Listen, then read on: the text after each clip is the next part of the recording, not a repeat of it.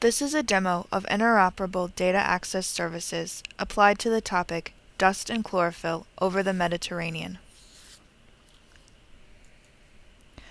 Phytoplankton produce most of the oceanic biomass through photosynthesis. Photosynthesis by chlorophyll has been shown to increase with atmospheric dust fertilization. Evidence of chlorophyll enhancement by dust has been observed over the North Pacific Ocean, where chlorophyll increase was observed within days after the passage of an Asian dust cloud.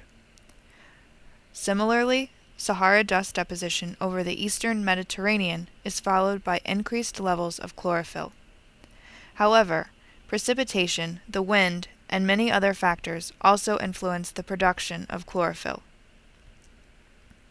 A scientific challenge is to quantify the dust-chlorophyll relationship in the context of other environmental factors, such as the state of the atmosphere and ocean, and biological indicators like chlorophyll. Characterizing the relevant features of the atmosphere and ocean require many parameters, from in situ surface observations, satellite measurements, and model simulations. Fortunately, recent advances in environmental sensing, data processing, and dissemination allow the near real-time integration and exploration of the distributed multisensory data. The Global Earth Observing System of Systems, GEOSS, offers an attractive framework for integrating the data resources on the dust chlorophyll topic. The main objective of GEOSS is to facilitate publishing, finding, and processing the global data resources to support decision-making and earth science.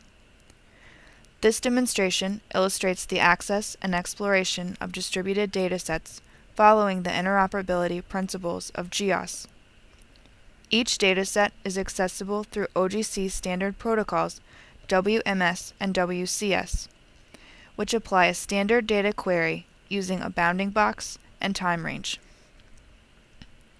The standard interface is provided either by the data custodian or by a third-party mediator such as NASA's Giovanni Data Portal and Washington University's DataFed.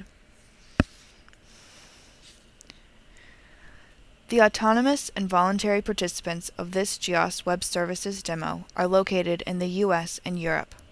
They provide an array of different services. The coordination and data mediation services are provided by OGC, IEEE, and Washington University in St. Louis.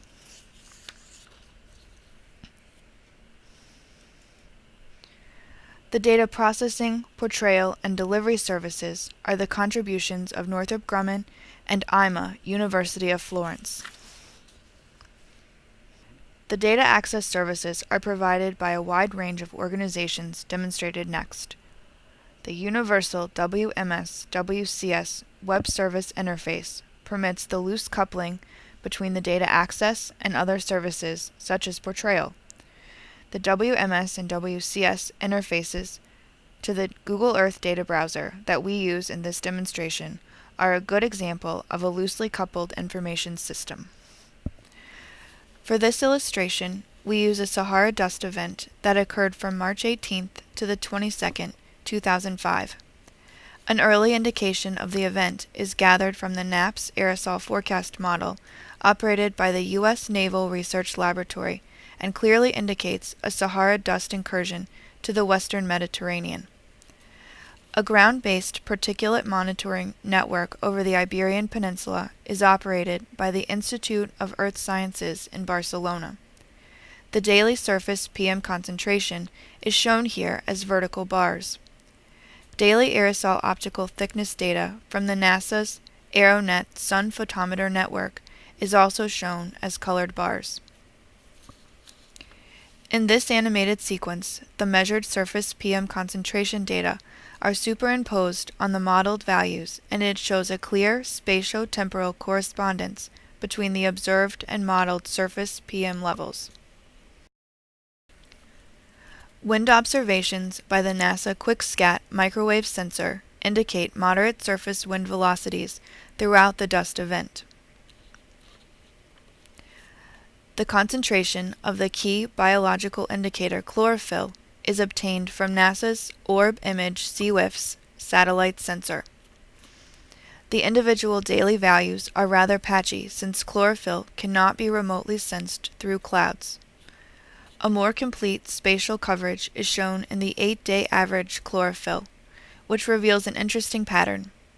There are significant, highly textured chlorophyll bloom areas over the northern Med south of France and adjacent to Gibraltar. Please note that the blooms were only present the week after the dust event, not the week before, nor 2 weeks after the dust event. So is the bloom caused by the atmospheric dust? The above qualitative exploration of the rich data resources provides clues about the possible causal relationship.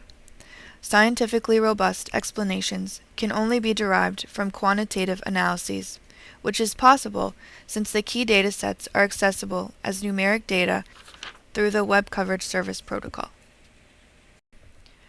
Atmospheric transport models simulate the four-dimensional pattern of Sahara dust concentration and deposition.